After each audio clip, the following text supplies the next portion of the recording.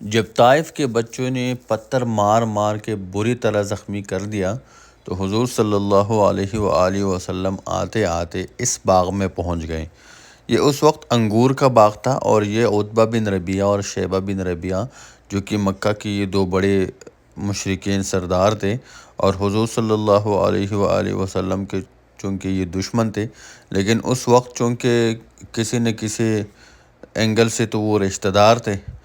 تو جب ان کو پتہ چلا کہ یہ تو حضور صلی اللہ علیہ وسلم ہے یہاں پہ، تو انہوں نے ان کو پناہ دی حضور صلی اللہ علیہ وسلم کو اپنے باغ میں، اور حضرت عداس رضی اللہ تعالیٰ عنہ جو کہ اس وقت عتبہ بن ربیعہ اور شیبہ بن ربیعہ ان کے غلام تھے، اور یہ جو باغ تھا یہ شیبہ بن ربیعہ اور عتبہ بن ربیعہ چونکہ یہ مکہ کے سرداران تھے، لیکن طائف میں ان کا یہ باغ ہوتا تھا، وہ یہاں پہ آ کے کبھی کبھی یہاں بیٹھ جاتے تھے۔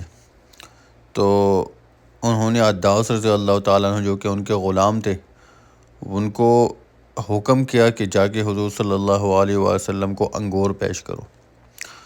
تو وہ حضور صلی اللہ علیہ وآلہ وسلم کے پاس آ کے انگور پیش کیا، تو حضور صلی اللہ علیہ وآلہ وسلم نے سب سے پہلے بسم اللہ پڑھی۔ تو عداس رضی اللہ تعالیٰ عنہ نے پوچھا کہ آپ نے بسم اللہ کیوں پڑھی؟ تو حضور صلی اللہ علیہ وسلم نے پھر پوچھا کہ آپ کہاں سے ہیں؟ تو انہوں نے کہا میں نینوا سے ہوں۔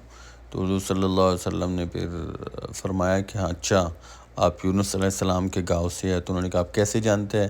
تو حضور صلی اللہ علیہ وسلم نے پھر فرمایا کہ وہ بھی پیغمبر تھے، میں بھی پیغمبر ہوں، تو میں اس لیے ان کو جانتا ہوں، وہ میرا بھائی ہے۔ تو پھر جب انہوں نے ان کی باتیں سنی حضور صلی اللہ علیہ وسلم کی، تو عداس رضی اللہ تعالیٰ عنہ کو وہ پتہ چل گیا کہ یہ تو پیغمبر ہے۔ پھر انہوں نے ان کے ہاتھ کا بوسہ لیا اور بیعت کی اور ایمان لایا، اور کافی متاثر ہو گئے۔ اور ادھر شیبہ بن ربیعہ اور عتبہ بن ربیعہ وہ دیکھ رہے تھے کہ ہمارا جو غلام ہے، انہوں نے حضور صلی اللہ علیہ وسلم کے ہاتھ کا بوسہ لیا، بیعت کیا، تو انہوں نے کہا کہ دیکھو ہمارے غلام کے اوپر بھی انہوں نے جادو کر دیا۔